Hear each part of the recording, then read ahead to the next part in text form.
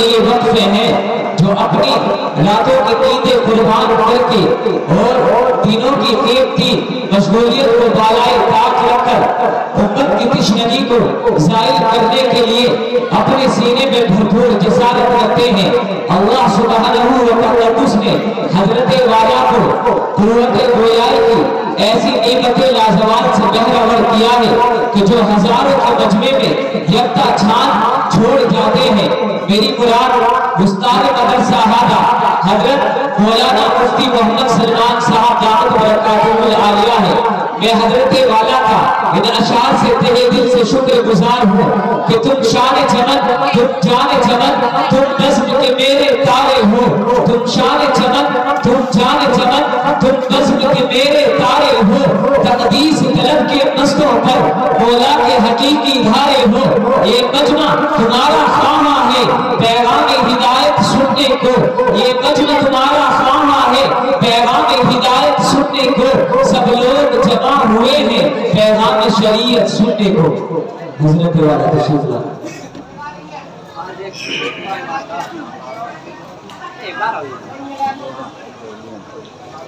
بسم اللہ الرحمن الرحیم۔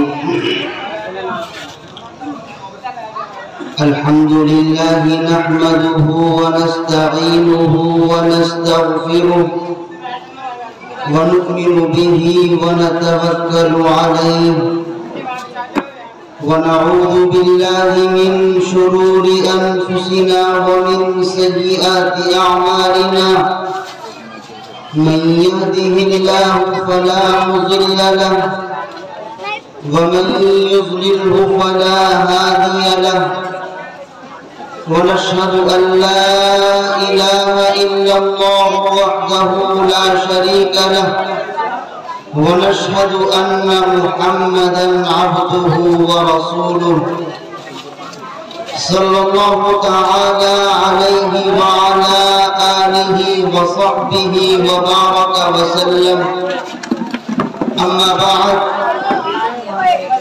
فأعوذ بالله من الشيطان الرجيم بسم الله الرحمن الرحيم ومن يطع الله والرسول فأولئك مع أنعم الله عليهم من النبيين والصديقين والشهداء والصالحين وحسن أولئك رفيقا رب اشرح لي صدري ويسر لي أمري واحلل عقدة من لساني يفقهوا قولي رب زدني علما رب زدني علما يا رب صل وسلم دائما أبدا على حبيبك خير الخلق كلهم۔ دل سے جو بات نکلتی ہے اثر رکھتی ہے، دل سے جو بات نکلتی ہے اثر رکھتی ہے، پر نہیں طاقت پرواز مگر رکھتی ہے۔ دل ہو بے اثر تو پھر باعث سے کیا ہوتا ہے، دل ہو بے اثر تو پھر باعث سے کیا ہوتا ہے، زمین ہو بنجر تو پھر بارش سے کیا ہوتا ہے۔ حقیقت روایات میں کھو گئی، حقیقت روایات میں کھو گئی، یہ امت خرافات میں کھو گئی۔ موقر علماء، معزز سامعین نظام، آپ حضرات یہاں پر دین کی نسبت سے اپنی روح کو ایمانی غذا فراہم کرنے کے لیے، اپنی روح کو ایک ایمانی شکل دینے کے لیے اپنے نرم و گداز اور گرم و گداز اور بہت بہترین بستر کے آرام کو چھوڑ کر کے دین کی نسبت پر اور علماء کرام کی زیارت کو سننے کے لیے، زیارت کرنے کے لیے اور دین کی باتوں کو سننے کے لیے تشریف لائے ہیں۔ اور پھر یقیناً یہ ایک خاص موقع ہے جس کو میں اور آپ شب برات کہتے ہیں۔ میں نے قرآن مقدس کی ایک آیت مقدسہ تلاوت کی جس کے اندر خلاق کائنات ارشاد فرماتا ہے اور یوں اعلان کرتا ہے وَمَن يُطِعِ اللَّهَ وَالرَّسُولَ فَأُولَٰئِكَ مَعَ الَّذِينَ، جس نے اللہ کی اطاعت کی، جس نے اس کے رسول کی اطاعت کی، یقیناً اس کی اطاعت کرنے والے، اس کے ماننے والے، اللہ کے حکم کو بجا لانے والے اور اس کے رسول کی حکم کو پورا کرنے والے، یہ ایسے لوگ ہیں کہ جب قیامت کے دن تمام سامعین اور تمام حضرات اور تمام جن و انس کو اکٹھا کیا جائے گا تو جس نے اللہ کے اور اس کے رسول کی اطاعت کی ہوگی تو ان کو ایسی جماعت کے ساتھ اکٹھا کیا جائے گا۔ اسی آیت کے اندر اور اسی آیت کے اندر ارشاد فرمایا گیا فَأُولَٰئِكَ مَعَ الَّذِينَ أَنْعَمَ اللَّهُ عَلَيْهِم مِّنَ النَّبِيِّينَ وَالصِّدِّيقِينَ وَالشُّهَدَاءِ وَالصَّالِحِينَ، جس نے اللہ کے اور اس کے رسول کے فرامین کے مطابق اس کے احکام کو اپنی زندگی کے اندر لائے ہوں گے تو وہ کل قیامت کے دن جب ان کا حساب و کتاب ہو رہا ہوگا، جب ان سے مواخذہ کیا جا رہا ہوگا، جب ان کو اس دنیا کے اندر کیے گئے کاموں کی جزا دی جا رہی ہوگی اور سزا اور عقاب ہو رہا ہوگا، تو کچھ لوگ جنہوں نے اللہ کے اور اس کے رسول کی اطاعت کی ہوگی تو ان کا حشر ان لوگوں کے ساتھ ہوگا جو منعم علیہم ہیں۔ قرآن کریم نے ارشاد فرمایا فَأُولَٰئِكَ، یہی ہے وہ لوگ جن کا حشر ان لوگوں کے ساتھ ہوگا جو منعم علیہم ہیں، جن پر اللہ کا انعام نازل کیا گیا۔ وہ کون لوگ ہیں؟ اسی آیت کے اندر آگے ارشاد فرمایا گیا من النبیین، وہ نبیوں کی جماعت ہے، والصدیقین، صدیقین کی جماعت ہے، والشہداء، شہداء کی جماعت ہے، والصالحین، اور صلحاء اور نیک اور متقی لوگوں کی جماعت ہے۔ پھر آگے اللہ نے ارشاد فرمایا وَحَسُنَ أُولَٰئِكَ رَفِيقًا، یہ رفاقت کے اعتبار سے، دوستی کے اعتبار سے اور محبت کرنے کے اعتبار سے بہترین طبقے اور بہترین جماعتیں ہیں۔ چنانچہ اللہ کے اور اس کے رسول کی اطاعت کرنے کا حکم کیا ہے، اس کے ماننے کا مطلب کیا ہے، قرآن بیان کرتا ہے وَمَا آتَاكُمُ الرَّسُولُ فَخُذُوهُ وَمَا نَهَاكُمْ عَنْهُ فَانْتَهُوا، جس کو رسول اکرم صلی اللہ علیہ وسلم جو کچھ تم کو حکم دے، جو تمہیں کرنے کے لیے کہے، تم اس کو بجا لاؤ۔ اپنی زندگی کے اندر اپنے رشتہ داروں کی پرواہ نہ کرو، میرے رشتہ دار کیا کہیں گے، میرے محلے پڑوس والے کیا کہیں گے، میرے اعزاء اقربا کیا کہیں گے، اس کی پرواہ نہ کرو۔ جو تم کے رسول نے حکم دیا ہے، جو اللہ کا حکم ہے، اس کو ہر حال میں مکمل کرو، اس کو ہر حال میں پورا کرو۔ یہ اللہ کے اور اس کے رسول کے ماننے کا مطلب ہے۔ پھر اس کا مطلب کیا ہے؟ کون ہے منعم علیہم؟ نبی کس کو کہا جاتا ہے؟ نبی ان جماعت کو کہا جاتا ہے۔ انبیاء ایک مقدس اور پاکیزہ گروہ کا نام ہے جو اللہ کی جانب سے جن پر انعامات نازل کیے جاتے ہیں، جن پر کتاب نازل کی جاتی ہے، جن پر معجزات ظاہر کیے جاتے ہیں، وہ نبیوں کی جماعت ہے۔ آگے آیت کریمہ کے اندر صدیقین کا لفظ ہے۔ صدیقین کسے کہا جاتا ہے؟ سچے सच्चे लोगों को सिद्दीकीन कहा जाता है। आगे शुहदा का लफ्ज़ है, शुहदा किसे कहा जाता है? मैं मुख्तसर से तफसीर आप हजरात के सामने बयान कर रहा हूँ। शुहदा किसे कहा जाता है? जिस इंसान ने इलाही कलिमतुल्लाह के लिए, अल्लाह के कलिमे को बुलंद करने के लिए अपनी जान की परवाह न की हो, बल्कि अल्लाह के कलिमे को बुलंद करने के लिए अपनी जान का नजराना पेश किया हो और अपनी गर्दनें लुटा दी हो, अपना माल खपा दिया हो, अपनी औलाद लुटा दी हो, अपना तन मन धन सब कुछ राह खुदा में कुर्बान कर दिया हो, इसको कहा जाता है शुहदा। और सालिहीन किस जमात को कहा जाता है? सालिहीन मुत्तकी लोगों को कहा जाता है और परहेजगार लोगों को सालिहीन कहा जाता है। फिर आगे फरमाया वश्शुहदाई वस्सालिहीन वहसुन उलाइका रफीका। ये रफाकत के एतबार से इस दुनिया के अंदर रह करके हम अपने बेहतरीन दोस्त तलाश करते हैं, अपना बेहतरीन साथी तलाश करते हैं और ये समझते हैं कि इस दुनिया के अंदर हमें कोई बेहतरीन नेक सारे साथी मिल जाए जो हमारे मुस्तकबिल के लिए, जो हमारी जिंदगी के दिन आने वाले हैं उनमें हमारी रहनुमाई कर सके, हमारा मुस्तकबिल संवार सके। अगर किसी को ऐसी दोस्ती की तलाश है, आओ इन तबकात की तरफ, आओ इन जमातों की तरफ, नबी के अहकाम से दोस्ती करो, सिद्दीकीन से दोस्ती करके देखो और नेक लोगों से दोस्ती करके देखो, शुहदा से दोस्ती करके देखो। शुहदा आज के जमाने के अंदर तो नहीं है, कैसे दोस्ती करेंगे? अरे शुहदा कोई बड़ी चीज नहीं है, हाँ बहुत बड़ी चीज है, लेकिन हमारे और आपके लिए कोई बड़ी चीज नहीं है। हम अल्लाह के कलीमे को बुलंद करने के लिए अपनी जान नहीं लुटा सकते। हम नबी से मोहब्बत का दावा करते हैं, हम नबी की उल्फत का तन भरते हैं। क्या यही वजह है जब मोहब्बत का नाम आता है तो हम झूम जाते हैं, जब मोहब्बत का काम आता है तो हम घूम जाते हैं, दुबक जाते हैं? यही मोहब्बत का दावा है, यही मोहब्बत का दम भरने का मतलब है।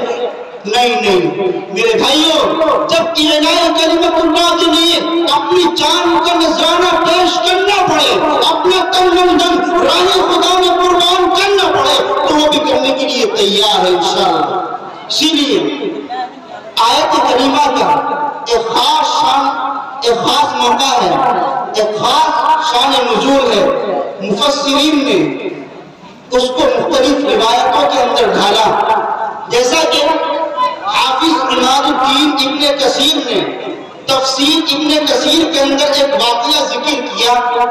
अल्लाह के नबी अलैहिस्सलातु वस्सलाम के चाहने वाले, अल्लाह के नबी अलैहिस्सलातु वस्सलाम से मोहब्बत का दम भरने वाले, आपसे उल्फत का नारा लगाने वाले एक सहाबी रसूल हुजूर अकरम सल्लल्लाहु अलैहि वसल्लम की खिदमत में आकर के आका से शिकायत करते हैं, या रसूल अल्लाह, जब मैं अपने घर के अंदर होता हूँ, मेरे घर के अंदर हालांकि बीवी भी है, बच्चे भी हैं, घर भी आलीशान बना हुआ है, लेकिन जब मैं घर के अंदर होता हूँ मेरे दिल की कैफियत कुछ और होती है, मेरा घर के अंदर रहने का अंदाज बदला हुआ होता है और तकलीफ के अंदर होता है। या रसूल अल्लाह, जब मैं आपके मजलिस के अंदर आता हूँ तो मेरा दिल लगता है, मेरा दिल खुश होता है, मेरी आंखों को सुकून मिलता है। एक इसी तरीके से दूसरा वाक़या एक सहाबी रसूल से मंक़ूल है, बुखारी शरीफ किताब तफसीर के अंदर वो वाक़या लिखा हुआ है। एक सहाबी रसूल हुजूर अकरम सल्लल्लाहु अलैहि वसल्लम की मजलिस में आकर के आपसे शिकायत करते हैं, या रसूल अल्लाह, जब आपकी मजलिस के अंदर होते हैं तो जनाब मुहम्मदुर रसूलुल्लाह सल्लल्लाहु अलैहि वसल्लम को ताक करके देखते हैं, आपके ऊपर नजरों को जमा देते हैं और नजरों को हटाने का नाम नहीं लेते, बल्कि इस तरह से टिकटिकी बांध करके देखते हैं। या रसूल अल्लाह, आपकी मजलिस के अंदर होता हूँ तो इस तरह से मेरी हालत होती है। सहाबा इकराम रिज़वानुल्लाहि अलैहिम अजमईन की ये शान थी।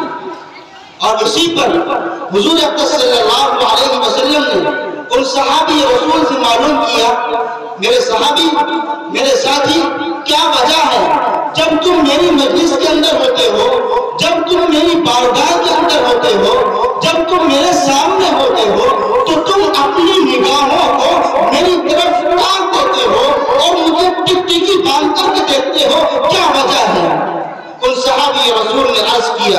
یا رسول اللہ ہم اس دنیا کے اندر اپنی پریشانی کو آسان کرنے کا موقع مل رہا ہے، یا رسول اللہ ہم آپ کے سامنے ہوتے ہیں، ہمارے دل کو راحت ملتی ہے، ہماری آنکھوں کو سکون ملتا ہے، لیکن کل جب قیامت کے دن ہمارا اور آپ کا ایمان ہے اس دنیا سے جانا ہے، تب تمام جن اس دنیا سے چلے جائیں گے، اور اس دنیا سے جانے کے بعد یا رسول اللہ ہم جنت کے اندر ضرور چلے جائیں گے، لیکن ہم اپنے دل کو راحت نہ پہنچا سکیں گے، اپنی آنکھوں کو سکون نہ پہنچا سکیں گے یا رسول اللہ۔ اس لیے میں آپ کو ٹکٹکی باندھ کر کے دیکھتا ہوں، اور دوسرے صحابی رسول نے اپنی پریشانی کا اظہار ان الفاظ میں کیا، یا رسول اللہ آپ کی مجلس میں آتا ہوں تو من لگتا ہے، دل کو راحت ملتی ہے، آنکھوں کو سکون ملتا ہے، یا رسول اللہ جب آپ کل اس دنیا کے اندر موجود نہ ہوں گے ہماری پریشانیاں ہوں گی، مشکلات ہوں گے، یا رسول اللہ ہمارے دل کو راحت نہ ملے گی، ہماری آنکھوں کو سکون نہ ملے گی۔ تو حضور اکرم صلی اللہ علیہ وسلم دونوں اصحاب کی اس بے چینی کو سن کر کے خاموش رہے، اتنے نہیں قرآن کریم میں آیت نازل ہوئی اور قرآن کریم نے اعلان کیا وَلَكُمْ فِيهَا مَا تَشْتَهِي أَنفُسُكُمْ وَلَكُمْ فِيهَا مَا تَدَّعُونَ۔ جنت کے اندر وہ تمہارے لیے تمام کی تمام نعمتیں ہوں گی، جس کی تم خواہش کرو گے، جس کی تم تمنا کرو گے، جس کی تم آرزو کرو گے، جنت کے اندر وہ تمام کی تمام نعمتیں ایک ایمان والے سے، ایک ایمان والے کو، نبی سے محبت کا دعویٰ کرنے والے کو تمام کی تمام چیزیں میسر ہوں گی، وہاں فراہم کی جائیں گی۔ اگر ایک ایمان والا یہ چاہے گا کہ میں اپنے نبی کا دیدار کروں، اگر کوئی ایک ایمان والا یہ چاہے گا میں اپنے دل کو راحت پہنچاؤں، تو ایمان والا یہ چاہے گا میں نبی کے دیدار کر کے اپنی آنکھوں کو سکون پہنچائے، اللہ کی کائنات اس کا موقع فراہم کرے گا۔ اور اسی کے موقع سے یہ آیت کریمہ نازل ہوئی۔ اسی طریقے سے صحابہ کرام کی شان تھی، صحابہ کرام آقا کی مجلس میں آیا کرتے تھے، اپنے مقدمات اور اپنی پریشانیوں کو جناب محمد رسول اللہ صلی اللہ علیہ وسلم کے سامنے رکھا کرتے تھے۔ آقا آپ کی مشکلات کا حل بیان کیا کرتے تھے، آپ کے مقدمات کو حل بیان کیا کرتے تھے، آپ کی مشکلات کو آسان کر دیا کرتے تھے۔ اسی طریقے سے کتاب التفسیر بخاری شریف کے اندر ایک اور واقعہ اسی طریقے سے موجود ہے، لکھا ہوا ہے۔ محمد بن اسماعیل لکھتے ہیں دو صحابی، دو آدمیوں کے اندر کسی بات پر جھگڑا ہوا، اختلاف ہوا، اور ان میں سے ایک مختلف تھی جس نے اختلاف کیا، ایک یہودی ہے ایک منافق ہے۔ یہودی کس کو کہا جاتا ہے؟ جو موسیٰ علیہ السلام پر ایمان لاتا ہو، ان کے احکامات کو آئیڈیل بناتا ہو، ان کے فرامین پر زندگی بسر کرتا ہو، اس کو یہودی کہا جاتا ہے۔ دوسرا شخص منافق ہے۔ منافق کس کو کہا جاتا ہے؟ میں اپنی زبان میں کہوں آدھا خطر آدھا بٹے، یعنی اوپر سے مسلمان، اندر سے کافر، اوپر سے اللہ کا اپنا مالک حقیقی تسلیم کرنے والا، اور اندر سے اللہ کا باغی، اللہ کا منکر، اللہ کی نافرمانی کرنے والا۔ یہ دو صحابی، ان دو آدمیوں کا اختلاف ہوا، اور یہ مقدمہ ان میں آپس میں بحث و مباحثہ ہوئی کہ ہم اپنی اس مقدمے کے اندر، جو منافق ہے وہ تو کہتا ہے میں اپنی اس مقدمے کے اندر فیصل کعب ابن اشرف جو یہودیوں کا سردار ہے اس کو اپنا فیصل بناؤں گا، اس مقدمے کے اندر اس سے فیصلہ کراؤں گا، لیکن وہ یہودی ہے، کیونکہ یہودی کو معلوم ہے، اسی طریقے سے اس منافق کو بھی معلوم ہے میں حق پر نہیں ہوں، یہودی بھائی حق پر ہے۔ اگر ہم اس مقدمے کو لے کر حضور اکرم صلی اللہ علیہ وسلم کی خدمت میں جائیں گے، قرآن نازل ہو جائے گا، اللہ کی طرف سے حضور اکرم کو وحی کے ذریعے بتلا دیا جائے گا کہ کون حق پر ہے کون ناحق ہے۔ اسی طریقے سے آپس میں طے پایا چلو محمد ابن عبداللہ کی خدمت میں چلتے ہیں اور ان کی مجلس کے اندر اس مقدموں کو لے کر کے چلتے ہیں۔ اسی طریقے سے دونوں فریق نے اپنی اپنی بات رکھی، منافق نے بھی اپنی بات رکھی، उस यहूदी शख्स ने भी अपनी बात रखी और आका अला नबीना व अलैहिस्सलातु वस्सलाम ने दोनों की बातों को सुनकर के यहूदी के हक में फैसला कर दिया, क्योंकि वही हक पर था, मुनाफिक हक पर नहीं था, वो गलत था। अब जब आपकी मर्जी से ये बाहर तशरीफ लाए, इनके अंदर खलत मलत हुई, फिर आपस में गुफ्तगू हुई। मुनाफिक ने कहा कि मैं तो मोहम्मद इब्न अब्दुल्लाह के फैसले को तस्लीम नहीं करता, मैं आपके फैसले को नहीं मानता, अब किसी और के पास इस मसले को हल करवाने के लिए चलते हैं। फिर आपस में उन दोनों ने राय फेरी, चलो उमर इब्न खत्ताब की राह में उनके मजलिस में इस मुकद्दमे को लेकर के चलते हैं। इसी तरीके से वो अपने दोनों आदमी अपने मुकद्दमे को लेकर के उमर इब्न खत्ताब की मजलिस में पहुंचे और उनसे अपनी बात रखी, अपना इख्तिलाफ रखा, अपना मसला रखा। इतने में उस यहूदी ने कहा, उमर इब्न खत्ताब, हम इस मसले को लेकर के, इस मुकद्दमे को लेकर के मोहम्मद इब्न अब्दुल्लाह के पास गए थे और उन्होंने यहूदी यानी मेरे हक में फैसला किया है और मुनाफिक ने आपके फैसले को तस्लीम नहीं किया, जिसकी वजह से हमें आपके पास आना पड़ा। तो उमर इब्न खत्ताब अल्लाह के नबी अलैहिस्सलातु वस्सलाम पर अपनी जान निसावत करने वाले सहाबी हैं, अपनी जान को कुर्बान करने वाले सहाबी हैं। उन्हें कुरान का ये पैगाम पहुंचा है, उन्हें नबी का ये हुक्म पहुंचा है, वला यजरिमन्नकुम शनआन कौमिन अला अल्ला तादिलू इदिलू हुवा अक़रबु लित्तक़वा। ऐ मुसलमानों, वला यजरिमन्नकुम, तुम्हें किसी कौम की मुशाजरत, तुम्हें किसी कौम की मुखालफत इस चीज पर न उभारे कि तुम आपस में एक दूसरे के खिलाफ फतवाबाजी करते फिरो और नहीं नहीं, बल्कि उमर इब्न खत्ताब को कुरान करीम की ये आयत पहुंची और वो मुनाफिक समझता था कि उमर इब्न खत्ताब के पास ये आयत करीमा नहीं पहुंची, बल्कि उमर इब्न खत्ताब अपनी जान को निछावर करने के लिए हुजूर अक़दस सल्लल्लाहु अलैहि वसल्लम पर हर वक्त तैयार रहते थे। उनको ये पैगाम मिला था, इर्दिलू, कोई भी मामला आए, तुम्हें खानदान को नहीं देखना, तुम्हें कुतुब को नहीं देखना, तुम्हें बिरादरियों को नहीं देखना, बल्कि इर्दिलू, इंसाफ के साथ मुआमला करना है, तुम्हें इंसाफ के साथ मुआमला करना है। कोई मसला आ जाए, कुरान और हदीस की रोशनी में उसका हल बयान करना है। उमर इब्न खत्ताब ने सुना और सुनने के बाद कहा, ठीक है, मैं अभी आता हूँ। और उमर इब्न खत्ताब अंदर तशरीफ ले गए और अपनी तलवार को नयान से बाहर निकाला और उसका रंग काला होता है उससे बाहर निकाल कर खींच कर गिराए और बाहर तशरीफ लाए और उस मुनाफिक की गर्दन को तन से जुदा कर दिया और उस मुनाफिक का खून कर दिया। फिर मुनाफिकों के अंदर खलबली मची और उन्होंने प्रोपेगेंडा फैलाना शुरू किया कि उमर इब्न खत्ताब ने चंद मुनाफिक इकट्ठे होकर के मोहम्मद इब्न अब्दुल्लाह की खिदमत में जा पहुंचे और शिकायत की, ए मोहम्मद इब्न अब्दुल्लाह, आपके सहाबी ने, उमर इब्न खत्ताब ने एक मुसलमान का खून किया है, हमें या तो दीद चाहिए खून खराबे की सूरत में, या जो भी कुछ चाहिए वो चाहिए, चाहे तो दीद चाहिए, तावान चाहिए, दंड चाहिए खून खराबे की सूरत में।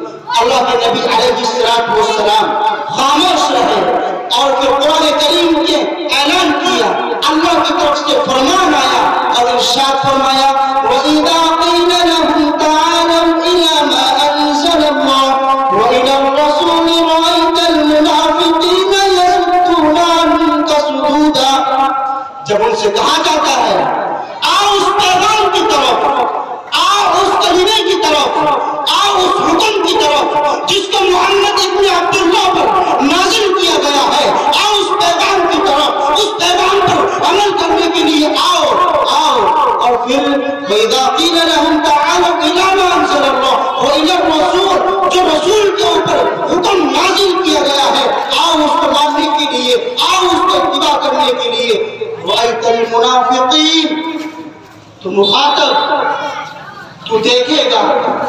منافق کو کہ وہ پہلے نہیں اختیار کر رہا ہوگا، آپ کے فیصلے سے پیچھے ہٹ رہا ہوگا، اپنے قدم کو پیچھے کھینچ رہا ہوگا۔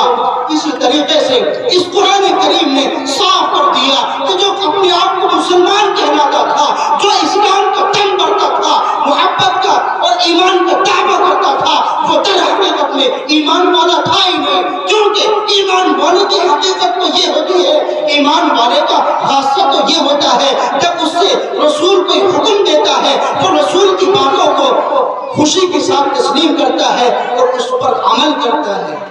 اسی طریقے سے کتاب تفسیر کے اندر ایک اور واقعہ ذکر کیا گیا۔ دو صحابی رسول ہیں، ان میں سے ایک زید ابن العوام ہے اور دوسرے دیہاتی آدمی کسان آدمی ہیں۔ دونوں میں آپس میں اختلاف ہوا۔ اختلاف کی کس میں؟ زید ابن العوام میں اور ایک دیہاتی صحابی میں۔ کس بات پر؟ کھیت کی سینچائی کو لے کر کے، کیونکہ اس دیہاتی آدمی کا اور زید ابن العوام کا دونوں کے کھیت برابر تھے، آس پاس دونوں کے کھیت تھے، آپس میں اختلاف ہوا۔ منافق یہودی تو کہتا کہ پہلے میں اپنے کھیت میں پانی کروں گا، اور جو دوسرا زید ابن العوام تھے وہ کہتے کہ میں پہلے اپنے کھیت میں پانی کروں گا۔ یہ واقعہ بیان کیا گیا، چنانچہ ان میں آپس میں گفتگو ہوئی، بحث و مباحثہ ہوئی، اور یہ مقدمہ ہوئی محمد ابن عبداللہ کے پاس جا پہنچا۔ اب ایک بات اس واقعے کے اندر یہ ہے کہ زید ابن العوام ہے کون؟ زید ابن العوام صحابی رسول ہیں اور اللہ کے نبی علیہ السلام سے 3 رشتہ داریاں زید ابن العوام کی ہیں۔ ایک تو آپ کے سانو لگتے ہیں، آپ کے بھتیجے لگتے ہیں۔ اسی طریقے سے ایک رشتہ داری اور زید ابن العوام کی محمد ابن عبداللہ سے ہے۔ دونوں نے اپنی بات کو رکھا، یہودی نے بھی اور اس دیہاتی آدمی نے بھی اپنی بات کو رکھا، اور زید ابن العوام نے بھی اپنی بات کو حضور کی خدمت میں رکھا۔ آقا نے دونوں کی گفتگو کو سنا، اور گفتگو کو سننے کے بعد زید ابن العوام کی طرف فیصلہ کر دیا کہ زید تم پہلے اپنے کھیت میں پانی بھرو، اس کے بعد پانی آگے چھوڑ دو، اور یہ دیہاتی آدمی اپنے کھیت میں پانی بھر لے۔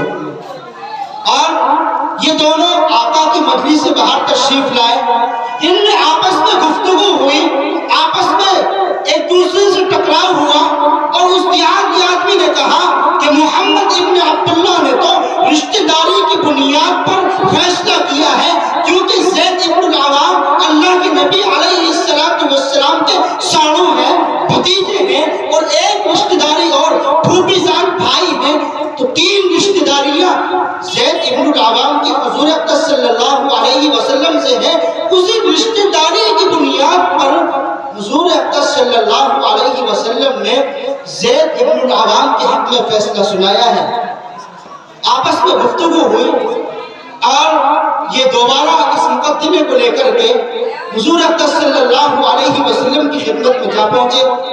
پھر حضور اقدس صلی اللہ علیہ وسلم کے سامنے جب دوبارہ بات رکھی، حضور اکرم کا چہرہ بدل گیا، سرد ہو گیا، آپ نے رخ پھیر لیا، اپنے چہرے پر سردی آ گئی، اور آپ نے فرمایا مجھ سے کہہ آ کر کے کہ زید ابن العوام اپنے کھیت کو اس طرح سے اوپر تک بھرو کہ اس کی نالیوں کے اوپر سے پانی بہہ جائے، اس کے بعد آگے پانی چھوڑو، کیونکہ اس دیہاتی آدمی نے آپ میرے حق کو جو میں نے فیصلہ سنایا ہے وہ فیصلہ رشتہ داری کی بنیاد پر نہیں بلکہ حق فیصلہ سنایا ہے، کیونکہ سب سے پہلے جو کھیت پڑتا ہے وہ زید ابن العوام کو پڑتا ہے۔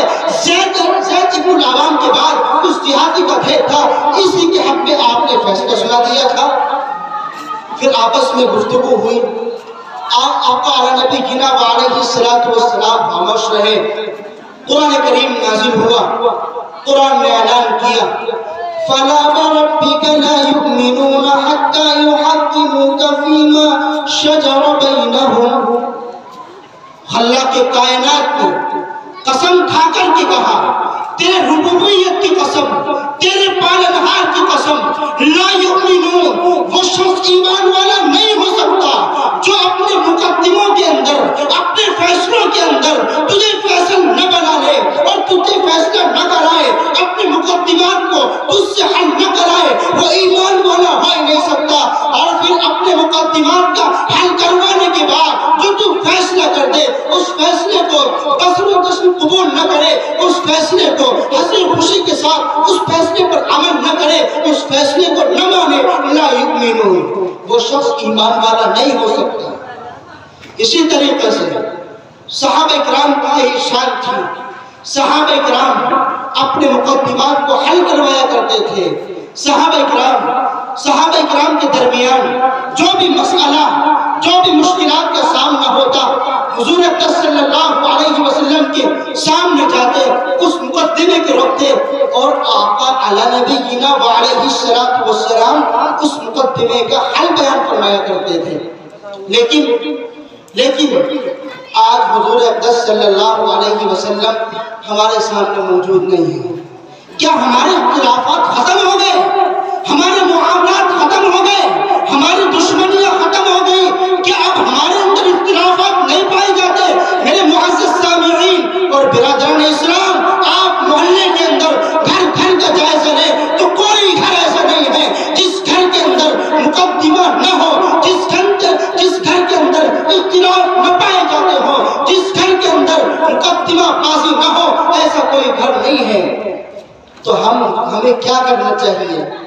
اس اتنی دیر کے چلانے سے ہمیں کیا سبق ملا ہے کہ جس طرح سے صحابہ کرام اپنے مسائل کو حضور اقدس صلی اللہ علیہ وسلم کے سامنے رکھا کرتے تھے، ہمارے سامنے آقا موجود نہیں ہیں، لیکن آقا علی نبینا وعلیہ السلام کی پیش کردہ شریعت موجود ہے، آقا کا لایا ہوا دین ہمارے سامنے موجود ہے، آقا کا پیش کردہ لائحہ عمل ہمارے سامنے موجود ہے۔ اگر اب بھی زندگی کے اندر کامیابی چاہتے ہو، کامیابی چاہتی ہو، عروج و ترقی چاہتے ہو، ہمیں آقا کے لائحہ عمل سے اپنی زندگی کو وابستہ کرنا ہوگا، کیونکہ ہم جس دین کے ماننے والے ہیں، جس مذہب کے ہم پیروکار ہیں، وہ کوئی ادھورا اور اپاہج مذہب نہیں ہے، وہ نگلا مذہب نہیں ہے، بلکہ زندگی کی تمام شعبہ ہے زندگی کے اس کے اندر شرک موجود ہے۔ ایسا نہیں ہے کہ بچے کی ولادت کا جو مسئلہ ہوتا ہے وہ مسئلہ شریعت کے اندر موجود نہ ہو، مر جائے اس کا مسئلہ موجود نہ ہو، جوان ہو اس کا مسئلہ موجود نہ ہو، چلے اس دنیا کے اندر کمائے، تجارت کرے اس کا مسئلہ موجود نہ ہو، تجارت الگ ہو اس کا مسئلہ موجود نہ ہو۔ نہیں میرے بھائیوں، تمام کی تمام چیزیں ہمارے زندگی کے شعبہ ہے زندگی، تمام کی تمام شرک دین اسلام کے اندر موجود ہے، کیونکہ مکمل ہونے کا مطلب کیا ہے؟ مکمل ہونا اور کامل ہونے کا مطلب کیا ہے؟ قرآن اعلان کرتا ہے اليوم اکملت لکم دینکم واتممت علیکم نعمتی ورضیت لکم الاسلام دینا۔ آج میں نے اپنے دین کو مکمل کر دیا، اپنے دین کو مکمل کر دیا، اپنے مذہب کو مکمل کر دیا۔ اب اسلام والے کے لیے ایسا نہیں ہے کہ اس کی یہاں بچے کی ولادت ہو تو وہ دوسرے کی شریعت کا محتاج ہو، اب ایسا نہیں ہے۔ کسی کا بچہ جوان ہو اس کو دوسرے کے مذہب سے مدد لینے کی ضرورت ہو، اب ایسا نہیں ہے۔ کسی کی یہاں شادی ہو، کسی کا نکاح ہو، دوسرے اسلام سے اس کو مدد لینے کی ضرورت ہو، نہیں تمام کی تمام شعبہ ہے زندگی ہمارے سامنے سیرت کے اندر موجود ہے۔ کمی یہ ہے ہم محبت کرتے ہیں، لیکن محبت کیسی ہے؟ محبت صرف نام کی محبت ہے، کام کی محبت کیجئے اور اپنے اللہ کو راضی کیجئے۔ یقیناً یہ بابرکت رات ہے، اس رات کے اندر آپ دین کی نسبت پر جمع ہوئے، اللہ کو راضی کیجئے، اللہ کو راضی کیجئے۔ یہ تمام مشکلات، یہ مسائل، یہ عالم و مسائل کیوں ہیں؟ اللہ ہم سے ناراض ہو گیا ہے، اب بھی اللہ کو راضی کر لیجئے، کیونکہ تمام مخالف طاقتوں کو تو ہم اپنا مخالف کر چکے، تمام سپر پاور طاقتوں کو تو ہم اپنے خلاف کر چکے، صرف اگر ایک طاقت ہمارے پاس ہے، ہم اس کو راضی کر لیں، تمام کی تمام طاقتیں ہم سے راضی ہو جائیں گی۔ وہ کون ہے؟ خلاق کائنات، جس نے مجھے اور آپ کو پیدا کیا ہے۔ اللہ سے دعا ہے کہنے سے زیادہ سننے سے زیادہ مجھے بھی اور تمام امت مسلمہ کو عمل کی توفیق عطا فرمائے، اللہ ہم سے راضی ہو جائے۔ وآخر دعوانا الحمدللہ رب العالمین۔